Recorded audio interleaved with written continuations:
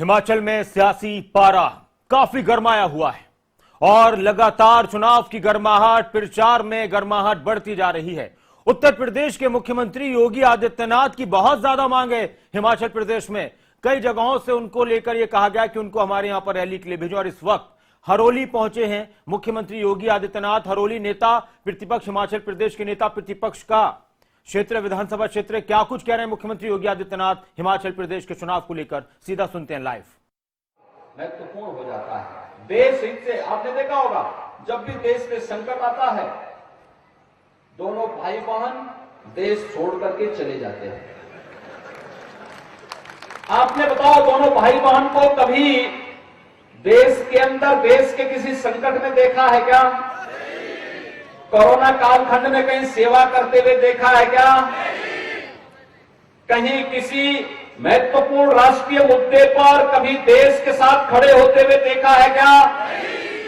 भाइयों बहनों, विगत चुनाव में यहां पर कोई चूक जरूर हुई होगी। कांग्रेस का प्रत्याशी जीता, परिणाम क्या रहा?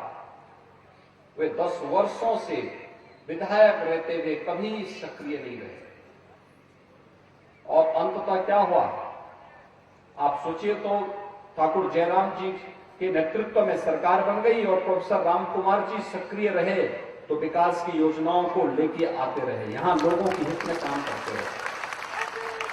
हारने के बाद भी विधानसभा क्षेत्र में सक्रिय रह करके जनता जनार्दन की सेवा करते रहे, विकास की योजनाओं को लेके आते रहे। जल जीवन मिशन में हर घर नल की योजना लागू करने की का रहा हो, आयुष्मान भारत योजना में, या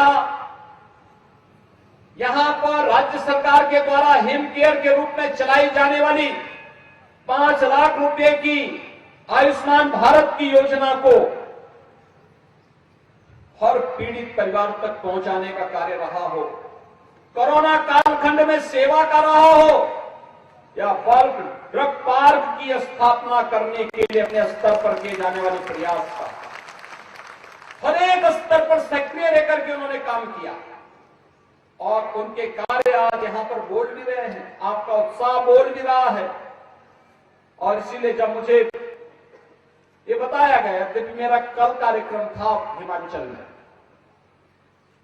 लेकिन मुझे कहा गया कि नहीं, एक दिन और समय आप दे देते तो मैं वाराणसी से सीधे यहां आया हूं। मैं वाराणसी में था, वाराणसी में मैं था। आज वाराणसी में देव दीपावली है। काशी दुनिया की सबसे प्राचीन नगरी है और भाइयों बहनों, काशी अविनाशी है, भगवान शिव के डमरू में विराजमान है और काशी के बारे में हर व्यक्ति जानता है कि काशी का अपना महत्व है।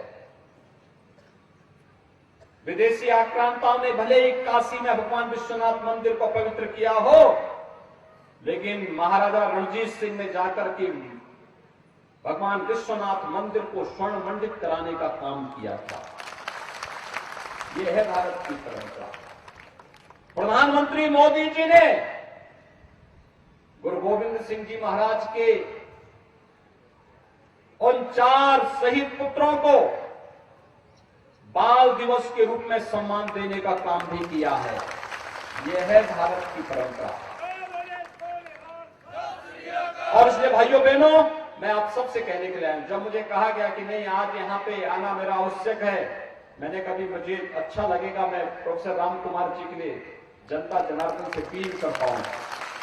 और मेरी आप सबसे अपील है, भाइयों बहनों, न कांग्रेस देश को सम्मान बढ़ा सकती है, न देश की सीमाओं की सुरक्षा कर सकती है, न देश की आंतरिक सुरक्षा को सुदृढ़ बनाए रख सकती है, न विकास के ही कार्यक्रमों को आगे बढ़ा सकती है, न गरीब कल्याणकारी योजनाओं को ही आगे बढ़ा सकती है, और न सुख दुख में आपके सहभागी ही बन सकती है। तो कांग्रेस का हाथ माफियाओं के साथ है। तो भाइयों बहनों, मैं आप सबसे अपील करूंगा कि कांग्रेस का साथ आप कतई मत दीजिए। कांग्रेस का साथ देने का मतलब सुरक्षा के साथ खिलवाड़, कांग्रेस का साथ देने का मतलब विकास में बैरियर बनना, कांग्रेस का साथ देने का मतलब माफिया प्रवृत्ति के तत्वों को पुनः पनपाने का कार्य करना। और मैं तो आप सबसे अपील करूंगा, ये माफिया इस समय बौखलाए हुए हैं। उत्तर प्रदेश देश की आबादी का सबसे बड़ा राज्य है और वहां पर हम लोगों ने जो कार्रवाई प्रारंभ की, सब भाग भाग करके ठिकाना ढूंढ रहे हैं। थोड़ी सी चूक हुई नहीं, वे यहां की शांति को भंग करेंगे। उत्तर प्रदेश में तो हम बहुत कायदे से निपट रहे हैं उन लोगों से, और इसलिए मैं आप सबसे अपील करने के लिए आया हूं। हमारा दायित्व बनता है इन माफियाओं को अपने यहां भी ठिकाना बनाने नहीं देंगे।